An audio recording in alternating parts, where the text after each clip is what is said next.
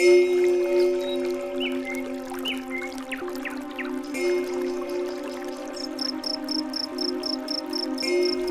รดใช้วิจารณญาณในการรับฟัง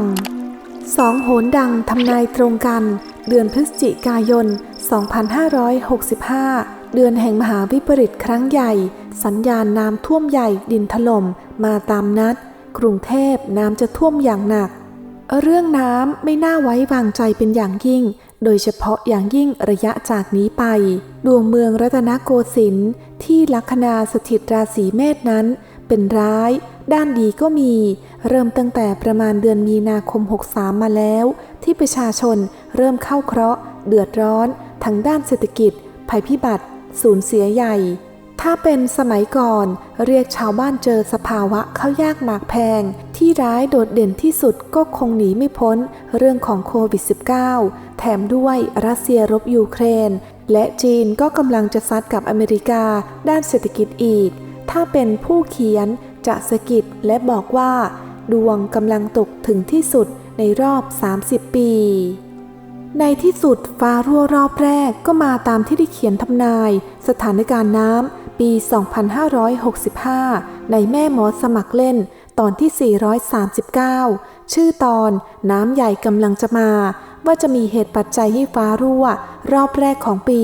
ประมาณระหว่าง 5-10 กันยายน 65 จนผู้ว่าราชการจังหวัดบางท่านเดือดร้อนพอหอมปากหอมคอนั่นคือประมาณวันที่ 7-8-9 กันยายนฟ้ารั่ววงกว้างหลายจุดทั่วประเทศอย่างไรก็ตามฟ้ารั่วรอบแรกและฝนที่แช่ตกอยู่ในขณะนี้ทางโหราศาสตร์อุตุนิยมวิทยายังเป็นแค่หนังจริงต้นเรื่องเพราะยังเหลือกลางและตอนจบของเรื่องที่น้ำน่าจะท่วมมากกว่าระยะต้นเรื่องฝนยังจะตกแช่กระจายอยู่อย่างนี้ตั้งแต่ปลายเดือนกันยายนเป็นต้นไปเพราะปีนี้คือปีที่น้ำจะมากกว่าปีที่แล้วตามที่ได้เคยทำนายไว้ตั้งแต่ปลายปี 64 เพียงแต่ต่อไปนี้จะเปลี่ยนเป็นจุดหนักซึ่งรอบนี้จะหนักกว่ารอบ 5-10 กันยายน 65 ที่เป็นฟ้ารั่วหลังจากนั้นจะตกแช่ต่อไปมีเหตุปัจจัยให้ฟ้ารั่วอีกรอบประมาณ 24 ตุลาคมถึงสิ้นเดือนมีเหตุปัจจัยให้ฟ้ารั่วหนักอีกรอบประมาณ 17 พฤศจิกายน 65 อันจะนำไปสู่ลางน้ำท่วมใหญ่ดินถล่มโดยน้ำท่วมใหญ่จะเห็นชัดในวงกว้างของเมืองเริ่มตั้งแต่ประมาณ 25 พฤศจิกายน 65 เป็นต้นไปครั้นตั้งแต่ต้นเดือนธันวาคม 65 เป็นต้นไปถึงคิวน้ำท่วมภาคใต้เมื่อมีจังหวะที่อาจจะเกิดความคับขันทางน้ำเริ่มประมาณ 3 ธันวาคม 65 เป็นต้นไปถึงสิ้นปีถึงข้ามปีเพียงแต่จะที่ไหนอย่างไรเท่านั้นย้ำเตือนและขีดเส้นใต้เน้นอีกครั้งเพิ่มเติมว่าในตอนนี้น้ำใหญ่กำลังจะมาว่าช่วงเวลาต่อไปนี้คือช่วงหนังจริงกลางปลายเรื่องที่ผู้ว่าราชการจังหวัดต่างๆรวมทั้งกรุงเทพมหานครจะเตรียมตัวให้พร้อมเพราะมุมดาวใกล้เคียงกันนี้เคยเกิดน้ำท่วมใหญ่หลังตั้งเมืองรัตนโกสินทร์ได้3 ปีคือปี 2328 คราวนั้นมีการบันทึกไว้ว่าที่สนามหลวงน้ำสูงกว่า 4 เมตรขณะนั้นยังไม่มีเขื่อนภูมิพลและสิริกิติ์ช่วยหน่วงน้ำอีกทั้งเกณฑ์โหรใกล้เคียงกันนี้คุณธรรมนูญเทียนเงินผู้ว่ากทมเคยลาออกจากตำแหน่งเพราะน้ำท่วมมาแล้วด้วยไปทัวร์รัสเซียบอกว่าสบายดีขณะชาวบ้านเดือดร้อนหนักแต่ไม่ว่าจะท่วมขนาดไหนอาการก็จะไม่เท่ามหาอุทกภัยปี 54 ที่ปีนั้นเหมือนกับข้าศึกคือน้ำค่อยๆตีโอบล้อมเมืองหลวงมาทุกทางขนาดดอนเมืองยังท่วมอย่างไรก็ตามผู้เขียนเป็นเพียงโหรสมัครเล่นเชื่อนักก็ไม่ได้จึงย้ำอีกครั้งการฟังและการใส่ใจคำเตือนของกรมอุตุนิยมวิทยาเป็นดีที่สุดเพราะที่นั่นคือองค์กรมืออาชีพใช้วิทยาศาสตร์ล้วนๆเมื่อท่วมแล้วก็ปรับตัวแก้ไขกันไป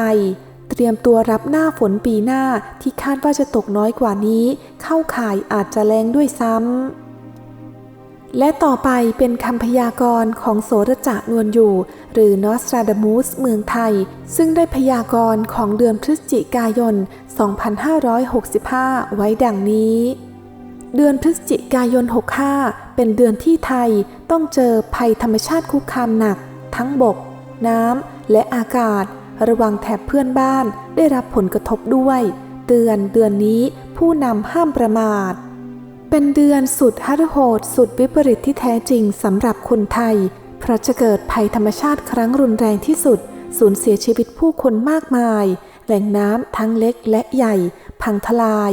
น้ำจะไหลทะลักเข้าท่วมหมู่บ้านตำบลอำเภอเหมือนปีก่อนๆทั้งจังหวัดทางภาคเหนือและภาคอีสานมีผู้คนล้มตายเพื่อนบ้านจะก่อกวนและสร้างความเดือดร้อนรำคาญใจให้แก่เราตลอดทั้งเดือน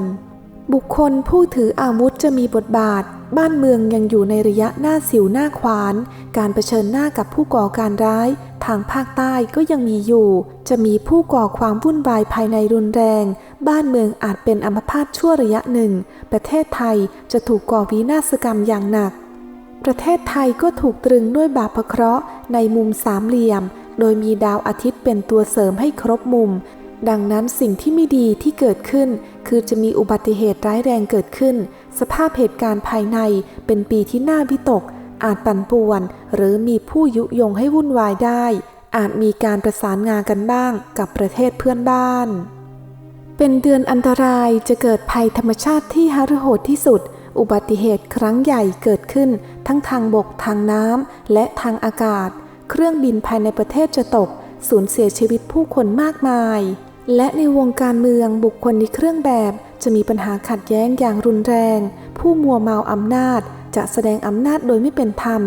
สรุปแล้วดวงดาวในเดือนนี้มีลักษณะวิปริตอาเพศผู้มีหน้าที่รับผิดชอบจะประมาทมิได้ส่วนทางด้านเศรษฐกิจผู้นำรัฐบาลจะต้องเผชิญกับปัญหาทุกเข็ญเศรษฐกิจตกต่ำหุ้นตกแบบท้องร่วงประชาชนจะประสบภาวะเงินฝืดสินค้าราคาถีบตัวสูงขึ้นยังไม่มีมาตรการอันใดมาหยุดยั้งไม่ได้ปลายเดือนเกิดพายุไซโคลนลูกใหญ่พุ่งเข้าไทยร้ายแรงกว่าครั้งใดๆที่ผ่านมาโหมเข้าภาคกลางรวมถึงกรุงเทพด้วยกรุงเทพน้ำจะท่วมอย่างหนักอิหร่านเป็นเดือนอันน่าเศร้าเป็นเดือนแห่งความขัดแย้งเกิดการปะทะกันจนนองเลือดภัยธรรมชาติอันหฤโหดจะกระหน่ำจนตั้งตัวไม่ติด